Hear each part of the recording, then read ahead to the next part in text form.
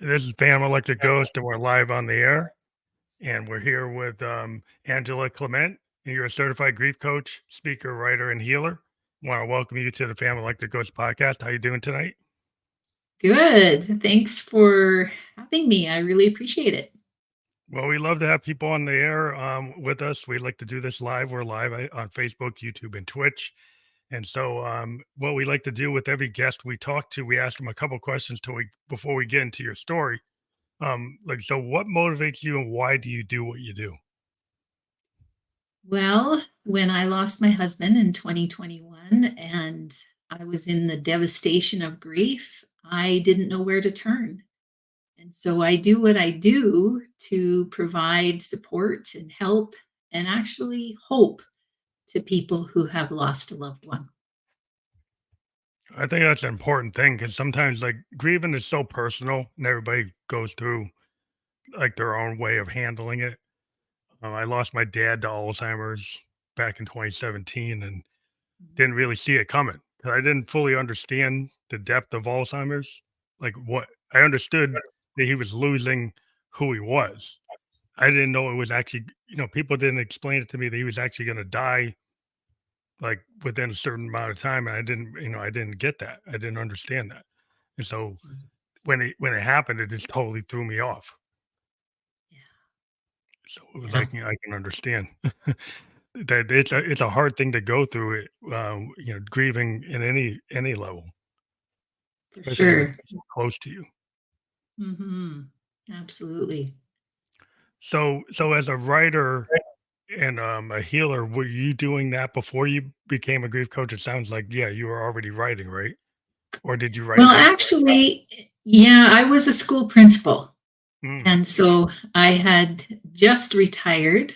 And then I didn't really start writing until I got into the grief a little bit. And some coaches recommended writing for to help me release some of the emotion and some of the feelings. And mhm. so I did start doing that. And then they suggested I share it, which was kind of scary at first. But then I realized it was helping other people. And so I just kept doing it. And as I was writing those blog posts and sharing my story with other people, it felt good. And so that's kind of how I transitioned into the book. That's interesting because one of the things I find as a creative person is it's very cathartic for me to like jump on a piano or jump on a bass guitar and just like put my feelings, like if whatever I'm feeling, because I'm a musician, I can kind of channel it. And it can be nonverbal. It will be just like what my instrument's saying, but it could represent my feeling. And so it's a way of getting it out there. And then I started to learn how to sing, and then I could actually say on top of the music what I'm feeling. And I found it's like and I've talked to a lot of artists, and it's like a lot of artists they use it's like art therapy. And I think that's why a lot of therapists will say, well, like write it down or do some kind of art therapy. Like take whatever you're doing, journal, do something, and actually find a way to turn it into something outside of yourself. Did Yeah, you find that was absolutely. like what helped you? Hmm. Yeah, and I think when I started to write my ideas down and put them on paper, it it kind of cleared up my thoughts a little bit, if that makes sense. So it was like in my head all mumble jumble, but then when Hmm. it came out, it actually started to take on some kind of shape and some kind of meaning, probably similar to your music. Yeah, because you can form like you get these ideas. Like in music, Mhm. sometimes we get an idea and it's not really the hook. It's not the melody, it's not the harmony, it's like something. And then suddenly you get a hook. And then you say, "Hey, that's catchy.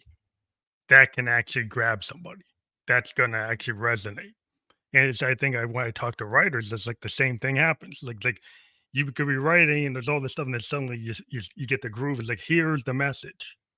Here's the theme. Like, here's the story. Right. Mhm. I've talked to people like they world build, they do all this character design, but they don't really have a story yet. And then suddenly they get the idea like, well, here's the story. Here's the plot. Here's here's what it is. But if you're a nonfiction writer, it's like you're still trying to get that. Well, what is the overall message that you're trying to convey? Mhm.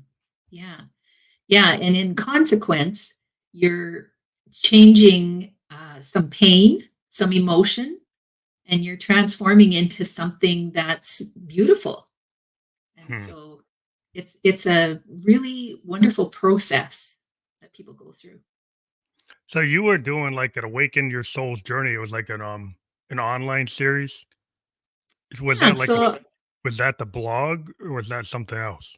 that actually was a summit. So I would interview 25 experts in grief, and then I would post those videos online for people. And yeah, it was a great experience because I got to learn so much about grief through all of these people, Mm. coaches and therapists and mediums, death doulas, all kinds of people. And so it was really good for me. And it also, again, shared the message out to everyone else as well. Well, it's like I always feel like there's this idea that that you can resonate like with the frequency or you actually like you find your audience because you put something out there in the universe and then other people can like it's like in music like we have like these keys. It's like always like a universal key. If I do this, everybody's gonna kind of understand it. And so if you put it out there, then it's like the law of attraction. People will find it. Like you don't know who's gonna find it. It could be somebody in Japan finds it, somebody in Malaysia finds it, somebody in West Virginia finds it. You don't know. Like, but you put it out there and somehow it resonates. You have no idea if it is. But I think once you get past the insecurity and the vulnerability of actually speaking, and that's like the hard part, dude. Was it hard for you to actually put it down? Yeah, absolutely. It was scary, very scary. Yeah, that's the thing. A lot of people find like they take creative people and they like put them on a pedestal and say, "Well, I can't be Shakespeare, or I can't be Dylan, I can't be this, I can't be that." When every human being is creative, what I found is like every human being has a way to create, whether it's baking or doing whatever you're doing. Like no matter what, you're creative. Like in your day when you talk at work, you figure out something that's creative. You might not understand, you might not put yourself at the level of some poet or artist, but everybody creates. And then when people can kind of give themselves permission that it's okay to get past like the initial fear of that, Mhm. like a lack of safety. I think a lot of people have a lack of safety when they put something out there because people feel, well, somebody's going to attack me for what I said. Yeah, yeah, yeah. The criticism, we're afraid of judgment because Yeah, we and judge others. if you think it's like So, very tribal to stay in the safe spot of the clan, right, of the tribal group, because like yeah, what happens, like if you didn't do what they wanted, they kick you out, and then the saber tooths and the wolves will get you. yeah, But everybody today, it's the same thing. Like if you get out of line with what the moray is, you feel that same kind of insecurity that your ancestors felt like when the wolf was at the door, when like wolf was at their feet. You yes, feel like the same threat. yeah, yeah, So it is yeah. hard to And do that. I mean, how did you get past that? well, the interesting thing was that the person who was helping me do the summits, I had taken an energy healing course with her. And at the beginning of the course, she said, "You're going to have to trust me. I'm going to give you some steps and things that you're going to have to do, and you're just going to have to follow."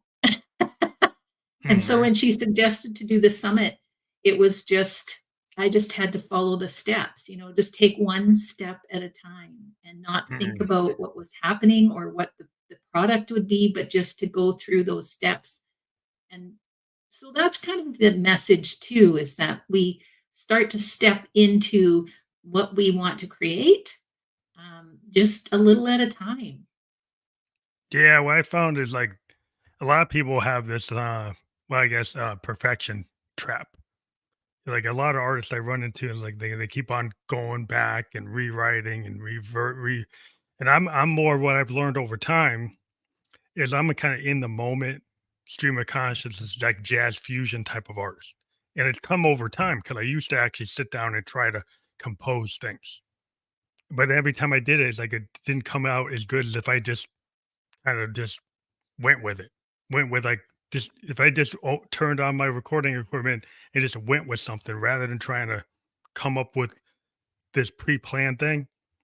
That the pre-planned stuff never worked as much as the stuff that was like in the moment. And I said, well, I got to trust myself and just find a way to get into those moments. And like once I realized, like, oh, if I could just allow myself to be in these moments, I can actually do more work. Yeah, exactly. Yeah, and I was a perfectionist, and I still am. But I realized that when I make mistakes, it's only a mistake or it's only a problem if I make it one. Yeah. So there was things that went wrong in those summits, and people would message me and say, "This is not working," or "That's not working." And then I found it as an opportunity to meet someone new and to talk to them. And some of those people are really good friends of mine now. So it's just interesting how that's changed. Well, it's like there's a common like idea in music, like there's no bad note, there's only an opportunity. So the Mhm. audience won't know you hit a bad note unless you act like you hit the bad note. Yeah. Right? If you play it off and actually find a note that goes with it, and the rest of the band does the same thing instead of stopping, no one will actually perceive it as a bad note. You might have said, "Well, I actually didn't hit it the way I wanted to," but then Mhm. because you allowed yourself some grace, nobody even realized you made a mistake. It's Exactly. Yeah. Yeah. And you said something important there about allowing yourself the grace. We're really hard on ourselves, and especially in grief when we're trying to go through that and people are saying, you need to move on or you need to do this or do that. yeah. Just allowing ourselves, loving ourselves through it really is important. But everybody has a path. I think a lot of times in society, people want to make things like here's a 12-step, 5-step, here's the way you do it. This is always the way you handle it. And it's like everybody's so individual. And Mhm. your memories of a person or your understanding of like what just happened is like maybe there are parallels, but it's not exactly the same for anybody. I mean, maybe Right. you can find commonalities to kind of have some common themes, but I think you have to really have a listening skills. And I think that's what, kind of oral tradition is like you listen and then you find, you know, where your path should be because like it's going to evolve for every person. You have no idea where it's going to go. And so many people want to kind of just, oh, they want to finish the sentence before they actually heard the whole thing. Yeah. Yeah. Yeah, exactly. It's so true. Yeah, and that's a hard thing because like if you're going through something so personal, that it's just hard to describe or even have a solution because maybe there isn't a solution at that moment. Mhm. Maybe you have to kind of there's some things you have to get through and they might be hard and you don't want to go through it. The only way to get in, is actually go into it. Yeah. Yeah, yeah. And we tend to avoid it because it's painful, right? Those emotions that are coming up are really heavy and they're really painful. And so we tend to numb. We will do something, get busy, eat something, drink something. We'll do anything to avoid that emotion. But that is the exact thing that we need to heal. And so that's why it's so important, like you say, to express it through music, through writing, to allow that emotion to come out. Or any kind of spirituality that you're into to kind of understand. Like, because some people, like, based on whatever, I'm a Buddhist, so I have this, the concept I have is like, you're gonna go on your path, you're going to the next phase. So Mhm. you in some ways you could be happy that the person reached their next phase, and it's not like over. It's over your connection with them in this world, in this phase of life. But you might find them again on the next trip around, right? Yes. And so there's some happiness to that, so you can celebrate. And being in a Cherokee part Cherokee, there's like these concepts from indigenous peoples and other cultures that have different ideas of what happens. So Mhm. in some ways, it's not. It can be sad, but it can be a celebration. And so when you Absolutely. have those kind of mindsets, so you can look at the good in it, even though it seems tragic, you Mhm. can actually find like some solace in that. Absolutely. Yeah, and for me, because I went down the energy healing road, and I learned more about it, and I worked with energy healers, often they had the ability to, talk to my loved one and give me messages from my loved one, and it was super comforting to hear those messages and very validating because they were things that they wouldn't know about Hmm. him, and so, um, I know for some people that's not, That's not in their that's lane. not, yeah, but for me, it was hugely comforting to have those messages. Yeah, because if you can get into like a more expansive mindset, because a lot of times you might have grown up with a certain mindset and said, "Well, this is what's possible. These are the parameters. This is the box that you live in. Anything outside of that box is not safe. It's not right. It's not this. It's not that. It's not what you're supposed to do." But when sometimes you get to a point in life where it's like, well, that's not working. To be in this box is not working for me. I need to see if there are other ways of thinking, other ways of being, other ways to comprehend. And I think that opens up the fact that like then you can deal with a medium, you can deal with spiritual guides and people who actually could pass messages from one side to the next. Mhm. And that depends on what lane you're in. It's like, well, I can't work with that, or you can. Yeah. Yeah, and we still have to be discerning, but, you know, I think you really have to examine yourself and your own beliefs, and I think that's what grief really does to you. It takes you to this place where you wonder why you're here, what is your purpose, what is the meaning in all of this? You start to question your whole existence. And so that's what starts to get the mind wondering, what else is out there? And where is my loved one? And all of those questions. And so, yeah, it really leads you down a path of discovery. But it helps you heal. Because if you just go into a very dark place and you can't get out of it, then you can end Mhm. up being but that's not where you probably want to be. So if No. you can find ways to understand like what is life, like what life has phases, what is existence, and there could be things you don't see, things you don't feel right now, but that doesn't mean they're not there, right? So Right. once you start to understand, it's like, hey, there could be this other side, it could be this other place that I Mhm. could actually know that my loved one is still existing in that plane, Mhm. and it's okay that I didn't totally lose. I think people are just they're just so upset if they lose any kind of connection, then they're like it's over. Right. Yeah. Yeah. And you go into the depths of despair then because that physical um, attachment that you had with that person is gone. And we really attach each other, as Blaine and I were very much attached. I mean, we were together for 35 years. So of Mhm. course we were attached together, Yeah, right? And so when he left, his physical body left this earth, it was traumatic. I mean, everything about my day changed, everything about my life changed. And so I spent a lot of time reconnecting with him in another way.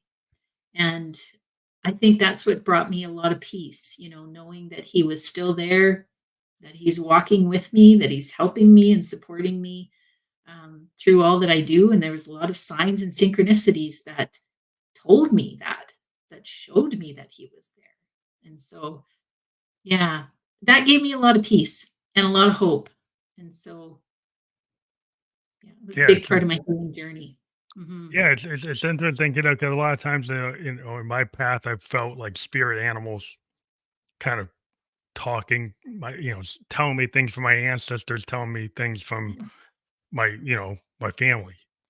Oh, Like feeling like if this animal shows up, it's actually communicating and telling me something, mhm, and it's making me feel connected not only to my loved one, but also to the universe and the world itself, and having a respect, for the environment, having a respect for the forest, or having a respect. So it making me feel like where sometimes people put themselves outside of nature, where they put themselves right. outside of the planet, and they say you're not really connected. So then that's a hard, lonely life if you don't Yeah, see the connections. But if you start to understand that you're part of this whole, it's not just this planet, it's out there, it's the Milky Way, it's the whole universe mhm, and everything that's in it. So then you're not alone. But there's some people that get this mindset, it's like, oh, I'm alone, yeah, you know. But if yeah. you can get your mind to like that you're not alone, even when you're physically alone, that can put you in a better place. Absolutely. Yeah, and I think that's why a connection with nature often really helps people in grief. We recommend, getting out in the forest, getting out in the trees, go by the water, immerse yourself in that garden with flowers, all of that kind of thing, having plants around you. It Hmm. helps you feel connected in a really unique way. Yeah. Yeah, they're like getting to New Hampshire, like going into the pines, just Mhm. walking into these big pine forests. It just feels like I always get restored. And there's like some famous Victorian poets that said the cathedral is nature, or nature is the cathedral. Great. So because you can get restored spiritually by walking into the forest, which Native Americans, indigenous people know that. Like if you walk into nature, you're gonna that will restore you if Yeah. if you understand it. But if you've Mhm. made yourself apart from it, then you won't. Yeah, exactly. Yeah, So and I it didn't realize that importance either. mm, Every summer I spent my time in the trees, in what we call the Cypress Hills. So it would be similar to what you're talking about, beautiful pine trees. And in Saskatchewan, we're flat prairie. So it's kind of a unique little oasis in the province. And, I'd go there every single summer and I just loved it there. But I never realized, the huge importance of it until after Blaine passed away and how mm. healing that forest is and how healing those trees are and how, well, cathartic it is to be in that place. Yeah. Trees, I could go into a whole thing about how connected trees are and what they can actually feel and see. But Yeah. it's like so interesting to find people in the modern world that get so disconnected because they think they're connected because they got this device. It's like, well, you're connected to the world. It's like, well, you're kind of disconnected from the world. So, have you found it like when people are trying to go through grieving, do you try to get them to maybe disconnect from some of these modern tools and maybe try to feel like within and without the pager and the cell phone and the smartwatch and all those things? Yeah. Yeah. And for myself, I really had to walk away from a lot of um, TV shows that I used to watch. I absolutely could not watch anything with a little bit of violence or I just had to get away from all of that. There's Mm. so many messages and I had enough emotion of my own. I didn't need to add any from anywhere Or the else. noise. It's like an overload. Yeah. And the Is it? news, I kind of had to take a step back from that. And yes, take a step back from the phone because it's another numbing tool, right? It's just Yeah. like eating, drinking, all those other things. It's numbing. And so you're not actually feeling the emotion anymore. You're just pushing it away with that. Well, it's so much like like it's entertainment coming from the outside. Where like I'm Mhm. a child of the '70s and we didn't have cable TV, and I was reading, and there's only like 3, 4 channels on TV. So I spent time with my Legos. I spent time with my, learning music, listening to Yeah. music. It's like doing things where like there was more time to actually be creative without being distracted. I was talking to a Mhm. producer and he's like, "Is a problem with all these modern." tools in the studio. So we know the problem is the distraction of the modern world that keeps me from being focused. Like in the 70s, I could be focused for hours and not get pinged on a cell phone or on a smartwatch or on a computer or have 300 channels of TV. I'm just going to focus on that song. Now we Mhm. got so many distractions, I might not focus on that song as long as I should. Right. And so I think Yeah. if you think about that in life, it's like how much time do you actually have to actually do deep thought, Mhm. contemplation? Because you got Yeah. too many inputs. Yeah. Well, and you know how good it feels when you're working on a song, when you're kind of in the zone and you just immerse yourself into that work. And it feels so good to just do that, or paint a picture or something. It just takes you away. And yeah, so it is a big part of the healing process that we're missing. Yeah, you just have to tell people you have to like unplug, disconnect, Mhm. to kind of find it. Like a lot of times, do a breathing exercise. I do chanting and things like that, but also like Tai Chi. But the idea, like Eastern philosophy, is to kind of get rid of the noise and do Right. some breathing and meditation.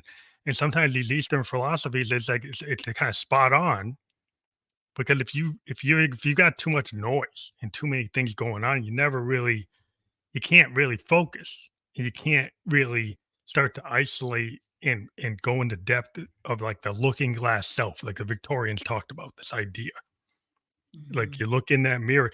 Are you really gonna ever look at the looking glass self with all this other stuff going on? You're probably not, Right. because Yeah. people are giving you something else to look at, and you're not looking at yourself. Yeah. Yeah. And we get more um, sensitive to the way that the disharmony in our body, when there's that gut feeling that something's not right, and we Mhm. keep ignoring it and ignoring it and ignoring it. And then what I've learned is that at some point, you have to sit with that feeling to find out where that's coming from. And when you do, when you completely start to understand what it is that's causing that disharmony, then often as soon as you realize it, it releases and it feels Yeah, so much better. But we can't keep holding that down. My coach always said if you hold the beach ball under the water for too long, it just gets too much. And then it just flies up in your face, right? yep, So we can't be holding those emotions down. And I think that's why in society we see a lot of anger, we see a lot of people blowing up, yeah, resentment. You had all this, like, yeah. anxiety, resentment, and shame, and it's all stuff that's been pushed down because people tell you to Mhm. suck it in, you know? Yeah. I remember your generation of the elders, he's like, "Oh, suck it in," you know? "You Yeah. don't need to, you shouldn't cry, you shouldn't do this, you shouldn't think about that, just move on." It's like, well, so you can't just move on. Like, being an artist, I didn't just move, I would, like, work through it cathartically. Right. And then once I worked through it, it did release. Like, if I take and Mhm. I like something that was melancholy, kinda like a Carpenter song.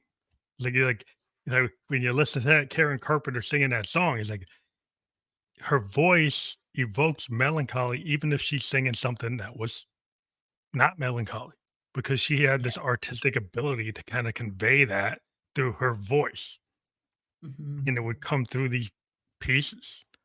And I was like, "Wow," that's and I was like, well, that I put my finger on it, it's like, "Wow, that's like it." That's what you want to be able to do that, to be able to convey that level of emotion if you can, and find a way to do it, like your own way to do it. Not like the way she did it, but find a way that you can do it. Yeah. So, do you have like some lessons learned from things that you've done in your workshops that maybe you can convey to people? Yeah, well, one of the people that I really followed a lot was Donna Eden and her energy medicine routine. It's a daily routine. Takes 5 minutes. People can look it up. They can Google it. Eden Energy Medicine is what it's called. And I use that a lot, and I recommend that to people and all of the exercises that she teaches. Um, yeah, so I use that a lot. I did a lot of writing. I did a lot of creative journaling. And when you were talking about music, it kind of tweaks something in my own mind. Like, even if you're not a musician, listening to particular songs, listening to having a playlist of songs can sometimes help bring up that emotion so that you can feel it and release it as well. I know my song list changed as time went on. There were Yeah. different songs that I just love to listen to over and over and over, and I think that's important. It's another way to address all of the emotion that's coming up. Because the one thing as a songwriter, what we've realized is like once we put a song out there, then the audience owns it, and they Mm, actually take it and they use it in their own lives, to represent. Because the songs are like mini movies. So if you're a good songwriter, you actually tell a story, and so when somebody hears that song, it triggers their interpretation of that story, just like any great American writer, like yeah. a great American novel or any kind of great novel. Like I said, when you hear it, it'll trigger those scenes or like you triggers these emotions, and you every time you hear it, it triggers that path. It's like boom, you get this like visualization that's very cinematic, or what I call sound painting. You get these images pop up that relate to you and Hmm. how your feelings are, what you feel from the song, or what you heard when you first heard the song, like what you had been going through. And Yeah. it's very personal. It can be used, like you're saying, to to help you go Hmm. through things. Yeah, absolutely. And I would often be, and I really started to pay attention to this, is that I would be sent songs. They would come in my head, it would be like a download. And all of a sudden, that song would come out of the blue and it would just play over and over and over in my head. And when I started to pay attention to the lyrics and the songs, there was big messages in there. Yeah, to And so speak. I always tell people, pay attention to the song that's playing in your head. Yeah, because in your subconscious, like this thing's going on. And, like as a Hmm. songwriter, like a lot of times what happens is like I am a everything I do as a musician comes from like everything I've heard. Right. So in the back in my subconscious is all the stuff all the people I like, all the artists I like. And then when I play, my artistic capability pulls that is like it's like a library of all these things that I like. And then I put my own like vision on it. But a lot of times people will say, well, did you know that you actually pulled this line and it's from this song? And it's like, well, I didn't know. It came out. Like, Yeah. so when you're playing, sometimes these themes come out of your fingers on your piano, and you're Hmm. like, "Wow, well, why did I do that?" And then you start like, because there was this thing going on in your head where like Hmm. that feeling, those tones match that feeling at the moment, or something that's been going on in your head. And like if you start to pay attention, like you're saying, you can start to weave like, "Wow, there's a story or this thing I need to dive into." And Hmm. it can help you. It's all part of like kind of art therapy, but just not this thinking, "Oh, that's just random." Right. Like, if you actually start diving into things, it's not as random as you think. Yeah, exactly. Yeah, and I used to pay attention to songs that came on the radio, or if I was in a store and there was a song playing in the background, I used to pay attention. And sometimes, boy, those had deep meaning for me. It's amazing when you start to listen. Yeah, listen, if you listen to what's going on in the world around you, I mean, you can Mhm. kinda be kinda so focused about what's going on in your head, but once you start actually integrating what's going on the outside with what's going on the inside, then you can get some synergy. Then you can Mhm. start to, like, put things together. And, Yeah, like, then again, it goes back to, like, not feeling alone because you really aren't alone. exactly. Yeah. Yeah, and you start to realize that a lot of things are there for you.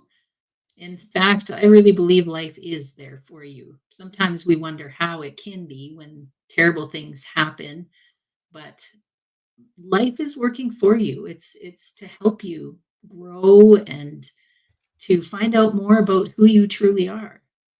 Yeah, the hard things that you go through will get you to the next level. You level Mhm. up, and you can't really progress by just doing what's like just phoning it in every day. Doing if you just do the same thing. I mean, you might get good at it, 10,000 hours doing the same thing, but then you're just doing that. And if you you have to kind of challenge yourself, and sometimes that's going to put you in a place where it's not comfortable, it's not Mhm. safe, it's not as safe as doing the thing I know, but to actually dive into the thing that's uncomfortable. Like why do I get triggered by this? Why do I feel sad about that? And kind of Mhm. dive into, or why do I feel angry about this? But if you don't ever ask yourself those things, because like, oh, No. that's too much to ask. Yeah. Because you don't want to, go down that road. But like, it's sometimes like opening that door is like the best thing you could ever do. Mhm. Absolutely. Yeah, and I think sometimes grief forces us to do that. And so that's why I talk about it as a great catalyst for healing is that we have no choice. We get to a place where we're in such despair that we have to start looking for answers. We have to start looking for what else is out there. And so it's tough. It's really tough. And I had a lot of help. I had a lot of support. I had a coach. I had, my helpers and guides that work with me in the spirit world. I had energy healers working with me. I had my family and my friends. So I had a lot of support. And I think that's really important too, because it's not easy to just go through it, as you say, feeling alone. Yeah, you need community around you to human beings are social, social beings. And it's like the first thing you need to do is like reach out to folks outside of yourself. And I think that's like through processing that grief, you can like rebuild your life, and then you can find like hope. Because like tragedy is something that you go through. People go through all kinds of tragic consequences in life. It's Mhm. kind of part of living. It's not always going to be this like perfect idealized vision. Things happen, but those Mhm. things actually can put you in a place where like you might have to rebuild your life. Like you might have to start again. And it's like, well, that's too hard to start. But it's like that might be exactly what you need to focus. Yeah. And things happen. Like Buddhists, we believe things happen for a reason. Everything that's happened, it actually was supposed to happen. And so when you have that kind of mindset, then you start to like, well, what's the next thing that I should be looking for, rather than like agonizing, why did it happen? Like why did it? It's like, well, you learn from what happened. Mhm. And you can dive into why, but don't stay on why. Yeah. Yeah. Well, it gets really uncomfortable staying in the why because you're not going to, lots of times there isn't an answer to that why. And so you're Yeah. just, continuing to ask. Yeah. Things happen. It could be a random thing, or it could be something like, it was just consequences led to this thing and you couldn't avoid it. It was Yeah. gonna, then it's, you want to like, well, I want to change it. Like, we can't change what happened. You can work on what's going to happen tomorrow, what's happening like right now, but Mhm. that's where like you get stuck. It's like if you get stuck, you got to find a way to be unstuck. Yeah, exactly. Yeah, well, and Eckhart Tolle talks about staying in the present moment, and when you're thinking about the past, of course, you can't change the past. You can't do anything about it, and it's really depressing. You think about the future, often you'll get anxious because you don't know what's ahead. So staying in this present moment and just doing what feels right and knowing what's good for you in this present moment is really the space where you can start to move forward because the others are paralyzing on either end. And so we did a lot of practice.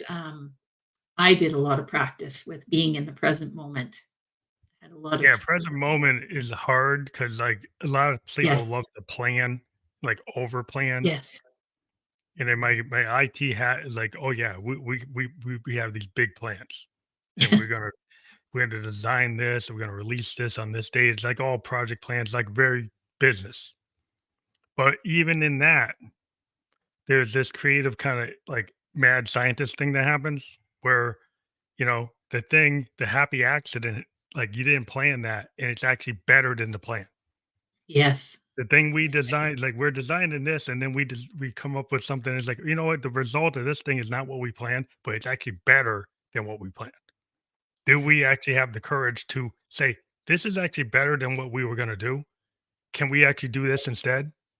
Yeah. It is very hard sometimes in organizations to actually make that point because people want to stay on the plan Yeah. because that's safe to stay on the plan because that's what you were presenting. Like, but this other thing is not so safe. But that is Mhm. actually probably the better thing. Yeah. Yeah. Well, that's the create where the creativity is.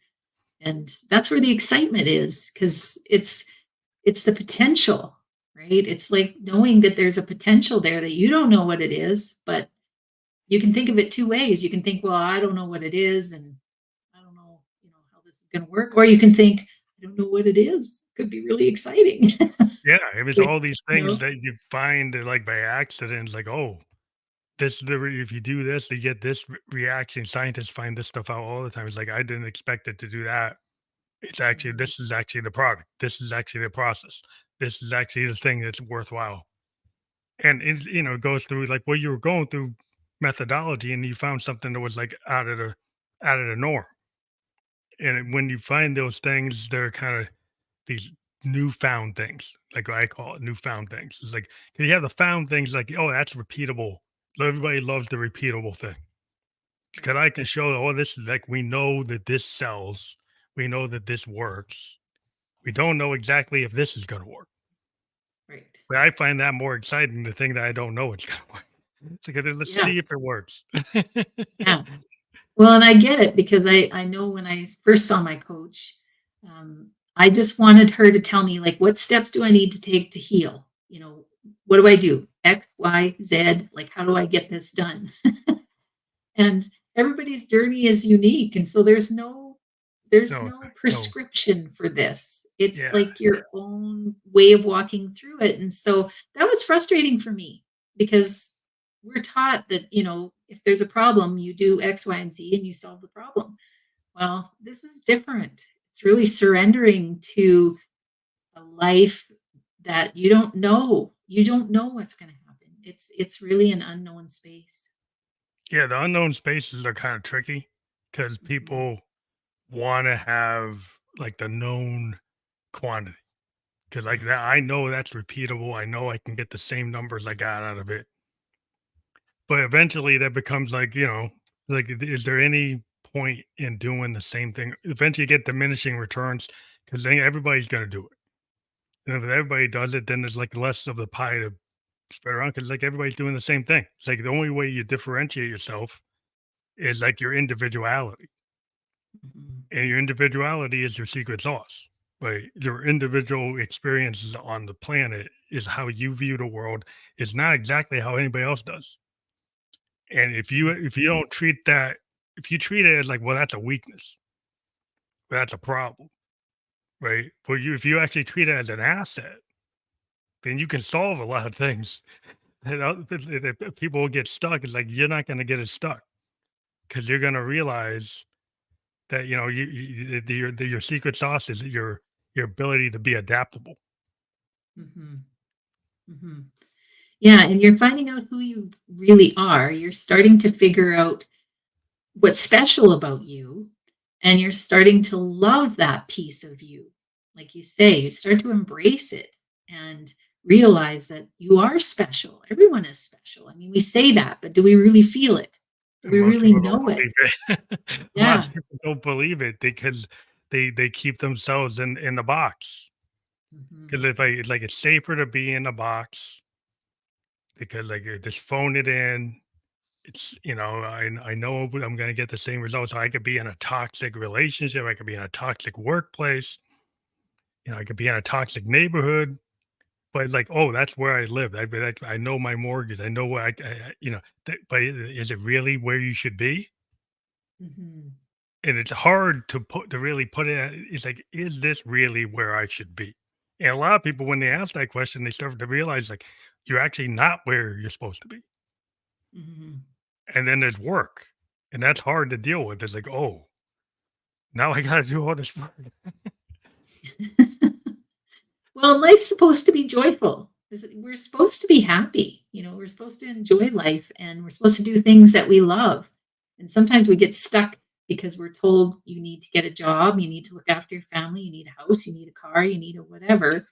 And we get stuck in that rut. And I know a lot of people who got to the place where they had the house, they had the car, they had all of the things, and they still weren't happy because Yeah. they still weren't doing the thing that brought them joy. Yeah, that's the one thing on this podcast I've run into that during the pandemic. There was this during the Great Resignation. There's a lot of people, during the lockdowns that started realizing, I really don't like doing what I've been doing, driving into the office every day. And now I'm not in the office. And now I got time to think about that. And then they suddenly became a writer, or they became a coach, or they become a shaman, or they went and start their own business. They went, did, start doing something totally, maybe like a childhood ambition that people told them that was silly, Yeah. but it's really what they really wanted to do. But Hmm. then, they had to pay the mortgage, like you said. And it's like, well, they can't really do what you want to do when you're trying to pay the mortgage. Yeah, exactly.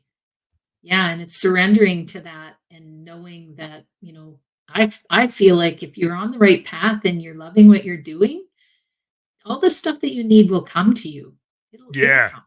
It's that law of attraction. Like if you get on that path that feels unsafe, but you actually like it better than Mhm. the safe path, Yeah. you'll find that the safe path has been limiting your capabilities and limiting your growth. Yeah. If you go toward this like more of a growth mindset, where like there's some risk, but there's risk in the risk is that you're boring yourself to death Yeah. in the other path, and eventually it's going to have a bad result. Though it might feel like it's not bad, like you're kind of dying a little bit at a time instead Yeah. of actually being who you could be. And so Exactly. the opportunity to be who you're going to be, is like exponentially more more for you going that way. Hmm. Absolutely. Yeah. Yeah, and it's not easy. I'm not saying it's easy. No, it's never easy. No. It's No. it's a lot of work. It's like it's like, oh, these people they do what they want. But you think it's easy. It's not. It's they don't do what they want because it's easy. Hmm. They do what they want to do because they love it. Yeah. So when you're doing what you love, it becomes kind of infectious and things happen around you and opportunities show up because you start to kind of get this like I don't know if you think about the like synergy where you think about I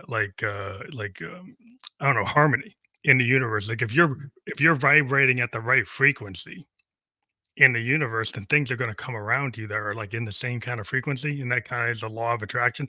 The opportunities start coming because you're actually where you're supposed to be. Yeah. Yeah. Yeah. When you get the sense of what that feels like, then when you aren't feeling that, you're off course. Something's not right. Yeah, it feels And so, discordant. Talking about music, it's like you're getting the discordant. It's like noisy. It's this yeah. disharmony. But when you're in it, you're like, I am totally like I'm in tune. I'm on key. I'm like the frequency is just like resounding. You're getting a Mhm. good response. You're getting immediate feedback that what you're doing is actually resonating. Whether Yes. you're a writer and your book is selling, or you're a public speaker and what you say is resonating, it's like then you've actually hit the frequency. And it Mhm. happens and you can see it and it's like immediate, like he's like, oh, I'm in the right key. Absolutely. Yeah. Yeah, for sure. So on your book, like how maybe talk about that more. Like you said, it was like a process in terms of like the blog became like the book, but Mhm. then did you have to go through a lot of like the publishing process of like beta readers and figuring out how to get it out there? How was that for you? How much did you learn doing that? Yeah, it's a big job, and I had to use a lot of my own internal guidance to figure out, how I was going to bring this book into the world. And, there was a lot of people that helped me, Hmm. that just came to me out of the blue. They just arrived, and yeah, and so it just launched actually on November 1st. And Awesome. so it's just been a few days. There it is. I have it beside me there. And yeah, so already I'm seeing lots of great feedback and lots of sales, and so I'm excited. And the book, it was really about me. It's about the story of me moving through my grief, and because I'm an educator, it's also has journal prompts. It has exercises. I talk about all the things that I use to help me, all the tools um, that I would use regularly to help me through some of the really hard times. I talk about those hard times, the dark nights of the soul, the things that I went through. And so, yeah, it's all in there. It's all in there. Do you feel like, are you gonna like do a book tour, or are you gonna bring it to like conventions, or even maybe do an audiobook? Have you thought about those Yeah, well, things? I am going to do an audiobook, and I really hope to be able to do more in-person presentations and book signings and, fairs and that sort of thing, because it Mhm. feels now like we need more of that, the Yeah. personal connection. I have, I've been far reaching on Zoom. We've used that for 3 years now, and I've met a lot of people and I have a lot of friends all over the world. But it just feels like I need that personal connection now. And so I'm hoping to do some more of that. Yeah. Well, it's like musicians, like we like to play live. Playing live on Zoom is not the thing. No, I Yeah, do it, exactly. but it's like it's something about being in front of a live audience is that immediate feedback. As a musician, we get it right. You're just in the crowd with people, you feel that human connection, you feel validated, you know. So and it just feels like you're actually really connecting. Um Mhm. and I think it's just that, human beings, like we live on that. Yeah. So Yeah, that's we do. Yeah. And I didn't realize that because I was very much an introvert and I was actually afraid. So mm, now having this feeling of really wanting to do it is well, it's kind of that's it. exciting. Yeah, you reach a whole different level. Yeah, that's what happens. Yes, You for leveled sure.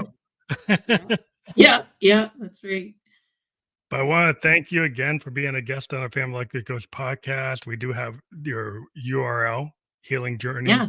Everything dot there is on my healing website. energy, dot Mhm. world, and that's fully clickable. So if people click on that, that's how they can get to the book. Yes. Yes. My book, the support groups, my healing sessions, all that, meditations, everything is on that website. Yeah. Well, I want to thank you again for being on our show. We've been live on Facebook, Twitch, and YouTube, and we'll be published on all the other platforms where you can listen to or watch a podcast by tomorrow. We do encourage you to click on the URL below because it's fully clickable and you'll be able to connect that way. And I want to thank you again for being a guest on the Family Electricals podcast. I hope you have a great night. Yeah. Thank you for having me. Have a good night.